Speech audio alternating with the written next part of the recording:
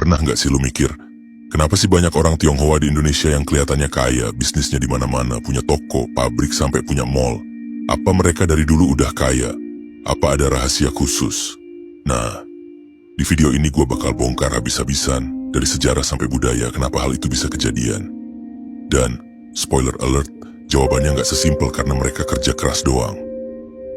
Lu tahu nggak sih orang Tionghoa udah ada di Nusantara dari ratusan tahun yang lalu? Bukan baru kemarin sore, bro. Catet ya, sejak abad ke-7, udah ada jejak-jejak pedagang dari Tiongkok di pelabuhan-pelabuhan besar kayak Palembang dan Tuban. Tapi migrasi besar-besaran tuh baru terjadi pas zaman penjajahan Belanda, kira-kira abad ke-18 sampai 19. Jadi gini ceritanya, di Tiongkok waktu itu lagi kacau banget. Perang, kelaparan, ekonomi amburadul. Banyak orang dari wilayah selatan, Fujian sama Guangdong nyari pelarian ke Asia Tenggara termasuk ke Indonesia. Nah, karena mereka nggak punya tanah atau akses buat bertani, mereka ya terpaksa dagang. Jualan apa aja. Dari sayur, kain, barang antik, sampai buka warung kopi. Nah, uniknya, Belanda tuh punya sistem kasta ekonomi. Di atas itu Belanda sendiri, kelas elit kolonial. Di bawahnya mereka posisiin orang Tionghoa sebagai kelas menengah. Jadi kayak perantara gitu loh. Ngurusin pajak, distribusi barang, dagang antara kolonial dan penduduk lokal. Mereka disebut Kapitan Tionghoa. Ada semacam struktur sosial yang bikin posisi mereka unik. Nggak punya kuasa politik tapi dikasih akses ekonomi. Tapi jangan salah paham ya, bukan berarti hidup mereka enak. Justru sering jadi kambing hitam, kalau ada krisis mereka yang dituding. Ada kerusuhan, biasanya etnis Tionghoa yang kena duluan. Tapi ya gitu, karena tekanan itu mereka jadi makin survive. Makin terasa mental dagangnya. Bahkan waktu Jepang masuk dan Belanda angkat kaki, banyak usaha kecil milik Tionghoa yang tetap bertahan. Karena mereka udah biasa mandiri. Nggak ngandelin pemerintah, nggak nunggu subsidi. Mereka hidup dari sistem komunitas dan keluarga. Habis kemerdekaan juga tekanan tetap ada. Apalagi pas Orde Baru. Mereka dipaksa ganti nama jadi nama Indonesia, nggak boleh pakai huruf Mandarin, bahkan sekolah Tionghoa ditutup. Tapi ekonomi tetap jalan.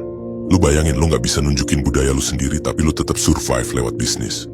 Itu kenapa sejarah orang Tionghoa di Indonesia tuh bukan soal privilege, tapi soal daya tahan.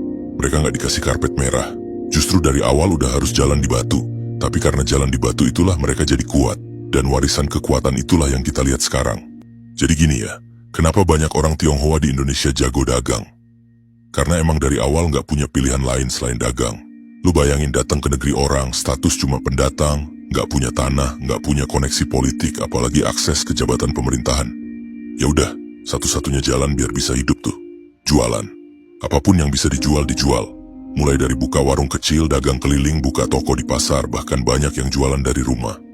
Dan ini bukan dagang gaya-gayaan ya, tapi beneran buat makan. Kalau hari itu nggak laku, ya bisa nggak makan. Makanya mereka dari kecil udah dilatih. Anak-anak bantuin jaga toko, ngitung uang kembalian, hafalin stok barang, bahkan kadang jadi kasir dadakan.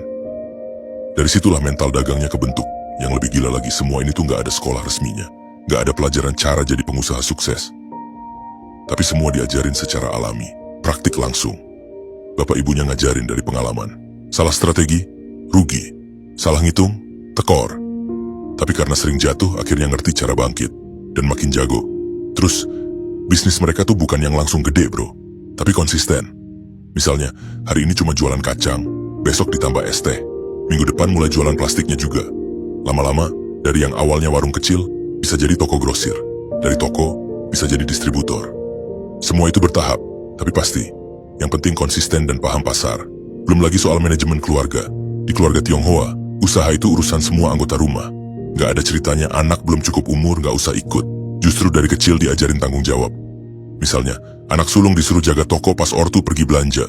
Anak bungsu bantu bungkusin barang. Dan itu bukan dianggap beban, tapi bagian dari hidup.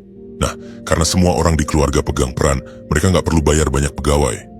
Usaha bisa jalan dengan biaya minim dan keuntungannya lebih terjaga.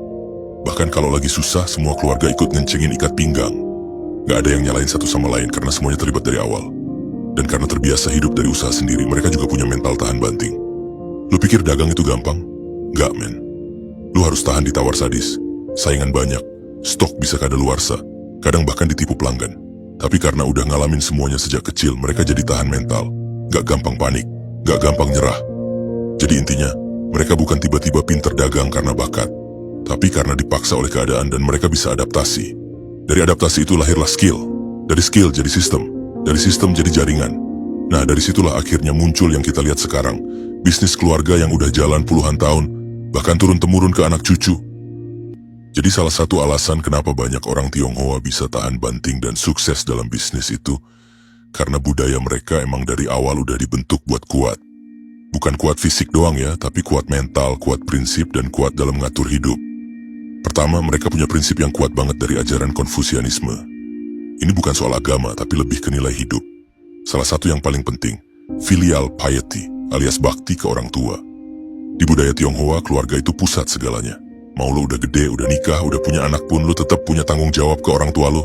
Dan dari kecil mereka diajarin buat nurut, bantu orang tua, jaga nama baik keluarga. Jadinya mental bertanggung jawab itu udah nempel dari kecil. Terus mereka juga diajarin hidup hemat. Lo pasti sering dengar stereotip orang Tionghoa itu pelit. Tapi sebenarnya itu bukan pelit bro, itu efisien. Mereka nggak buang-buang uang buat hal yang nggak penting. Kalau bisa bawa bekal, ngapain beli makan di luar? Kalau motor masih bisa jalan, ngapain kredit baru? Uang yang ada tuh diputer buat modal usaha, bukan gaya-gayaan. Dan karena mereka tahu dunia itu keras, anak-anak dari kecil juga nggak dimanjain. Lo bisa lihat sendiri, banyak anak Tionghoa yang dari umur belasan udah bantuin jaga toko, jagain adik, bahkan ikut ngurusin keuangan. Jadi ketika mereka dewasa, mental mereka tuh udah kebentuk, tahan tekanan, pinter ngatur waktu, dan gak gampang ngeluh. Terus nih ya, dalam keluarga Tionghoa, nilai disiplin dan konsistensi itu penting banget.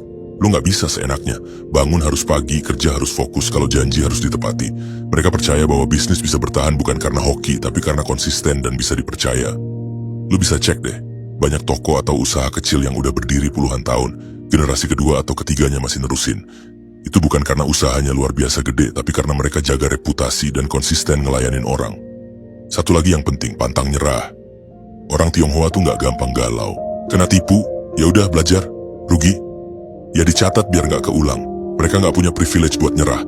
Soalnya, kalau usaha mereka tutup gak ada yang backup. Jadi satu-satunya pilihan ya harus jalan lagi. Dan lo tahu gak, di banyak keluarga ngobrolin bisnis itu hal biasa. Makan malam sambil bahas omzet. Lagi ngopi sambil mikirin harga bahan pokok. Anak-anak pun jadi terbiasa dengerin hal-hal kayak gitu dari kecil. Itu yang bikin mereka cepet ngerti, cepet tanggap, dan gak asing sama urusan dagang. Jadi intinya, budaya yang mereka punya tuh bikin mereka jadi manusia-manusia tahan banting. Mereka tumbuh dengan nilai kerja keras, tanggung jawab, hemat, loyal ke keluarga, dan siap mental buat jatuh bangun. Makanya pas disuruh dagang, adaptasi, atau bangun usaha dari nol, mereka udah siap duluan dibanding banyak orang. Nah, sekarang kita bahas satu hal yang sering banget dilupain orang pas ngomongin kenapa bisnis orang Tionghoa bisa awet dan berkembang terus. Guanxi. Bacaannya Guanxi. Dan ini bukan cuma soal kenalan atau networking biasa ya. Ini semacam senjata rahasia sosial yang ngeri banget pengaruhnya. Guanxi itu intinya hubungan timbal balik berbasis kepercayaan dan loyalitas. Bukan sekadar gua kenal dia, tapi lebih ke gua kenal dia, gua percaya, dan kita punya sejarah saling bantu. Jadi kalau lu punya guanxi sama seseorang, itu bisa ngebuka pintu ke peluang yang gak dikasih ke sembarang orang. Misalnya nih, lu mau buka toko baru tapi modal mepet. Kalau lu punya guanxi sama supplier, mereka bisa kasih lu barang dulu, bayarnya belakangan. Karena mereka tahu lu bisa dipercaya. Atau lu pengen sewa ruko di lokasi strategis dan ternyata ada orang komunitas lu yang punya tempat itu. Karena lu satu komunitas, satu jaringan, bisa dapat harga lebih murah, bahkan bisa dibantu prosesnya. Gak ribet, gak pakai birokrasi. Dan ini gak cuma berlaku dalam bisnis ya. Dalam kehidupan sehari-hari juga. Cari kerja, butuh info tender, mau cari partner investasi.